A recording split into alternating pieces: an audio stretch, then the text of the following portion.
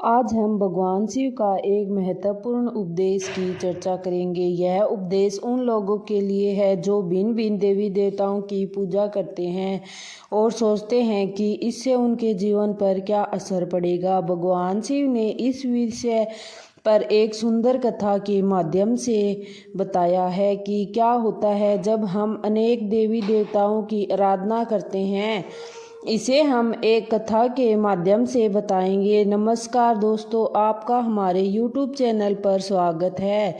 बहुत समय पहले की बात है। एक छोटे से गांव में राम नाम का व्यक्ति रहता था। राम अत्यंत धार्मिक था। जीवन के हर क्षेत्र में देवी देवताओं की कृपा प्राप्त करना चाहता था।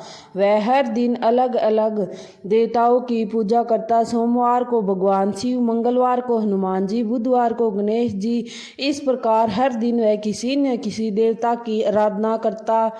राम का यह मानना था कि सभी प्रकार के देवी देवताओं की पूजा करने से वह अपने जीवन के हर क्षेत्र में सफलता प्राप्त कर सकता है। लेकिन उसकी साधना में एक समस्या थी। वह किसी भी देवता की पूजा में पूरी तरह से एकाग्रता और निष्ठा नहीं लगा सकता था। एक दिन राम ने महसूस किया कि उसकी साधना का कोई परिणाम नहीं आ रहा। न तो उसकी आर्थिक स्थिति सुधर रही थी, न ही उसके जीवन में शांति थी।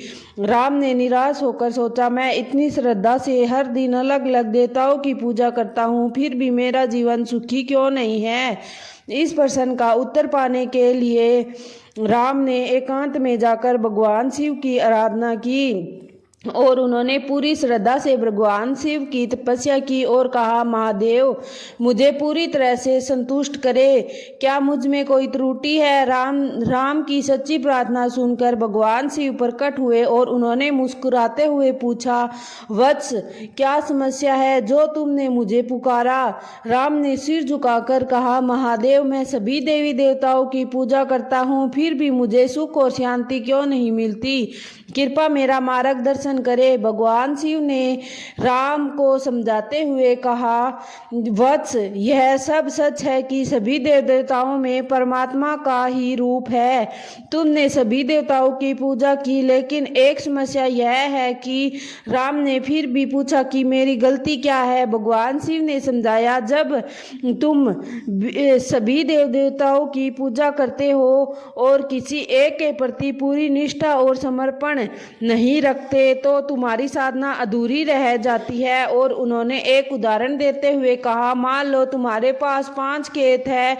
तुम हर खेत में थोड़ा थोड़ा बीज बोते हो, लेकिन किसी खेत की पूरी तरह देखभाल नहीं करते, तुम्हें अच्छी फसल मिलेगी। राम ने सिर हिलाते हुए कहा, नहीं महादेव फसल अच्छी नहीं होगी। भगवान शिव फिर बोले, यह रूल साधना पर भी लागू होता है। जब तुम किसी एक देवता को अपना आराध्य मानते हो, उसकी पूजा करते हो, उसमें पूरी निष्ठा से लीन हो जाते हो, तो तुम्हें उस देवता की कृपा प्राप्त होती है। अन्य देव देवताओं की पूजा करना गलत नहीं है, लेकिन तुम यह सब समझना होगा कि सभी देवता एक ही ब्रह्मा के विभिन्न रूप है।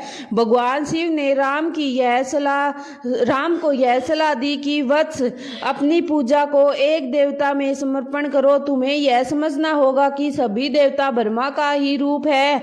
भगवान शिव ने इस तरह समझाया और राम ने समझा और निश्चय किया कि वह भगवान शिव को अपना आराध्य मानकर उनकी निष्ठा से पूजा शुरू की और कुछ ही समय में उसके जीवन में सुख और शांति और समृद्धि आने लगी। यह कहानी हमें सिखाती है कि सभी देवी देवता एक ही परमात्मा का स्वरूप है। किसी एक देवता की पूजा पूर्ण निष्ठा और समर्पण से रखने से हमें सभी देवी देवताओं की कृपा प्राप्त होती है। भिन्न भिन्न आराधना करना गलत नहीं है, लेकिन साधना में एकाग्रता और समर्पण होना आवश्यक है। दोस्तों, भगवान शिव की यह कहानी आपको कैसे लगी हमें कमेंट में ज़रूर बताइएगा और हमारी वीडियो को लाइक, शेयर एंड सब्सक्राइब ज़रूर करिएगा और कमेंट में हर हर